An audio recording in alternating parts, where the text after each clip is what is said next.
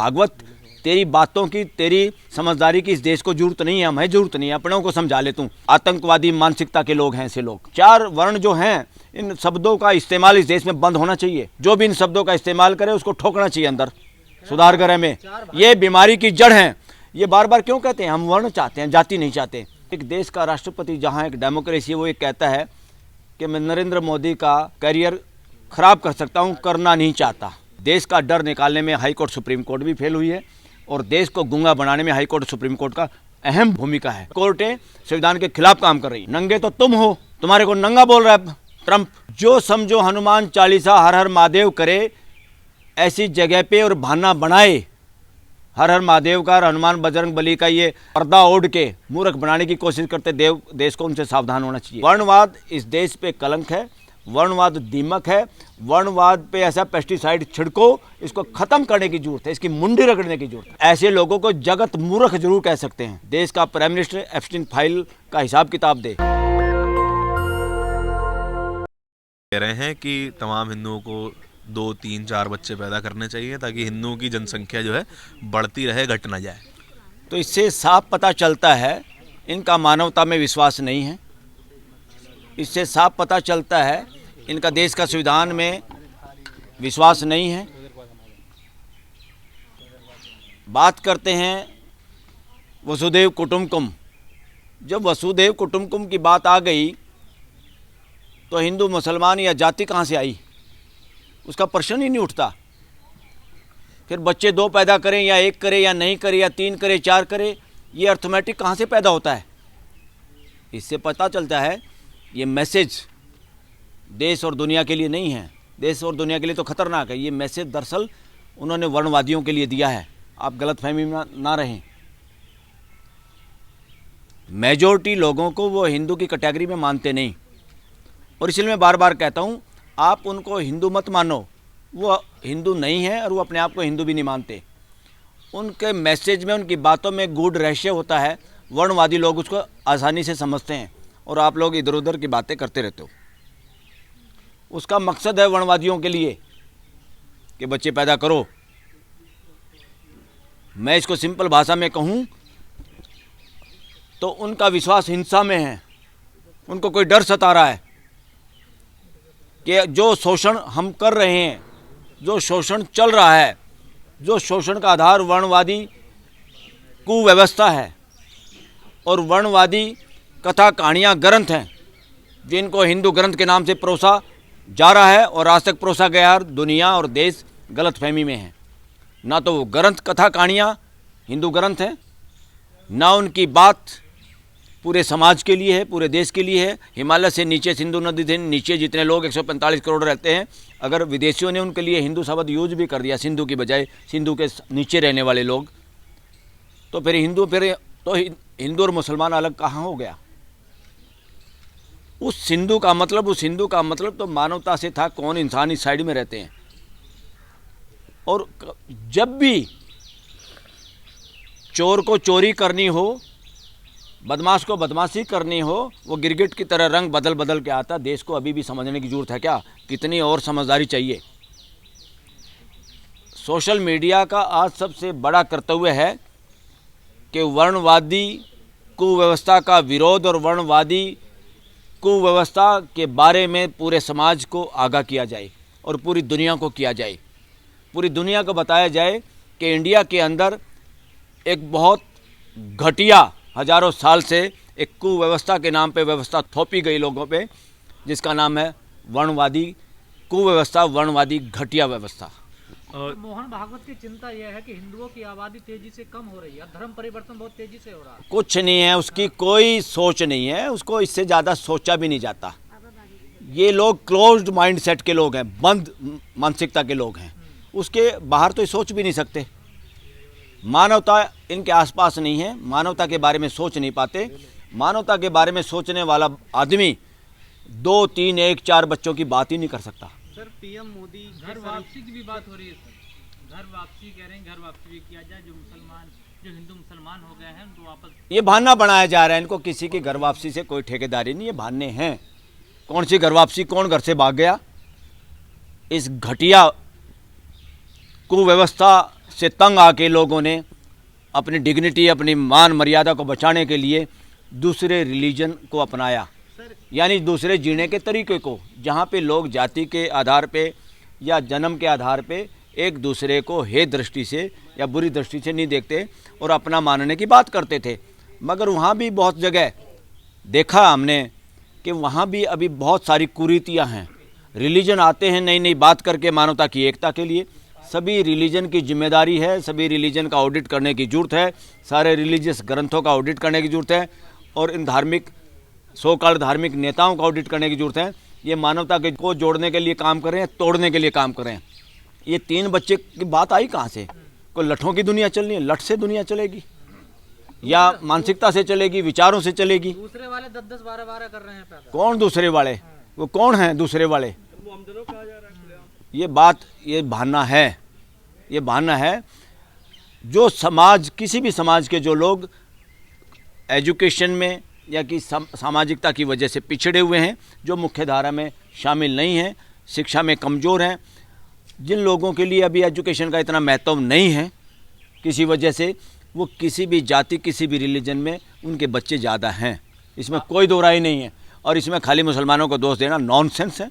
जो इस तरह की बात करते हैं वो भाग भाग के आएंगे, पूरे समाज को गुमराह करने वाले हैं। पूरा समाज को खड़े हो जाओ, सब कहो अरे भागवत, तेरी बातों की, तेरी समझदारी की इस देश को जरूरत नहीं है, हमें जरूरत नहीं है, अपनों को समझा ले तू। सीधा वर्णवादियों का ये इनका जो भी बयान होता है वो वर्णवादियों के लिए है, आपके लिए नहीं है, देश के लिए नहीं है। पर AI समिट एक चल रहा है, उसको लेकर के काफी विवाद हुआ और उसके बाद पीएम मोदी के सरेंडर करने की बार-बार बात कही जा रही है। क्या लग रहा है ये पूरा मैटर क्या है आपको, जो ये AI समिट हो रहा है? इसमें कोई दो राय नहीं है।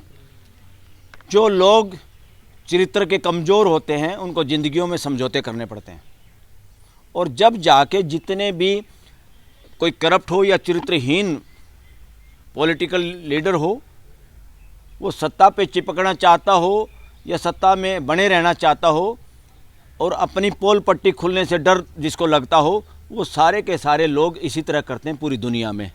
ये कोई रॉकेट साइंस नहीं है। तो जिन बातों का जवाब देना चाहिए, एक देश का राष्ट्रपति जहाँ एक डेमोक्रेसी, वो ये कहता है कि मैं नरेंद्र मोदी का करियर ख़राब कर सकता हूँ, करना नहीं चाहता, इस तरह का बयान दे दिया तो बचा क्या है? इससे पता चलता है 145 करोड़ कितने संवेदनहीन हो सकते हैं जिनके प्राइम मिनिस्टर को, जिस देश के प्राइम मिनिस्टर को इस तरह की कोई बात कह देता है। इस तरह की बात तो, इससे छोटी सी बात तो उसको कही थी सो कॉल्ड कथा कहानी रामायण में, कि किसी ने कह दिया कि इतने दिन रावण के साथ रही, इसी तरह मैं नहीं रख सकता। राम रखता होगा ऐसी बीवी को, और उसने अपनी बीवी को छोड़ दिया। तो कितना बड़ा, उसकी बात करने वाले लोग, उसको आधार बनाने वाले लोग, पूरे देश को बेवकूफ़ बनाने वाले लोग उसका जवाब नहीं दे पाते। ना आरएसएस कहती, ना पॉलिटिकल लीडर कहते। सारी नेताओं पे, एग्जीक्यूटिव पे, प्राइम मिनिस्टर पे, उसके मंत्रिमंडल पे कंट्रोल होना चाहिए एज पर कॉन्स्टिट्यूशन देश के जनप्रतिनिधियों का। मगर जनप्रतिनिधियों का हाल ये कि खुद ही मदारी के बंदर हो गए। जिसके खिलाफ प्रश्न उठाना चाहिए, जिसको कंट्रोल में करना चाहिए, जिसका हिसाब किताब मांगना चाहिए, वो आदमी सब पे हावी हो गया और पूरी पार्लियामेंट गूंगी हो गई। तो देश का बोलने का जो वो इंडेक्स है दुनिया के अंदर, प्रेस का भी 180 देशों में से 161 या 162वां नंबर है। इससे साबित होता है देश को डराया गया है। देश का डर निकालने में हाई कोर्ट, सुप्रीम कोर्ट भी फेल हुई है, और देश को गूंगा बनाने में हाई कोर्ट, सुप्रीम कोर्ट का अहम भूमिका है। इसलिए ये कोर्टें संविधान के खिलाफ काम कर रही हैं। देश की छवि बर्बाद कर रही है कांग्रेस, कह रहे हैं प्रदर्शन हुआ जब AI समिट, नंगे हो जा रही है कांग्रेस। अरे कांग्रेस को ये कह के कोई नंगा आदमी पहले दूसरे को नंगा बोल देता है। क्या नंगे हो गए भाई? नंगे तो तुम हो। तुम्हारे को नंगा बोल रहा है ट्रंप, तुम्हारे को मंत्रियों को नंगा बोल रहा है सरेआम। और इससे ज़्यादा क्या होगा? ट्रंप का कहने का क्या मतलब है?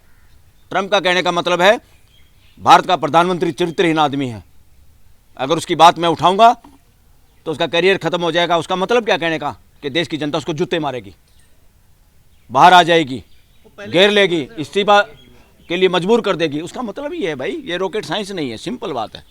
बताइए, कल यूजीसी के नए नियमों के विरोध में जो लोग आए हुए थे वो जंतर मंतर पे हनुमान चालीसा पढ़ रहे हैं, हर हर महादेव के नारे लगा रहे हैं। अच्छा, कल को यही मुसलमान आके वहाँ आंदोलन करने की जगह नमाज पढ़े तो उसकी इजाज़त मिलेगी क्या? अरे नमाज पे तो ये घर में पढ़ने पे प्रतिबंध लगाने की बात कर रहे हैं।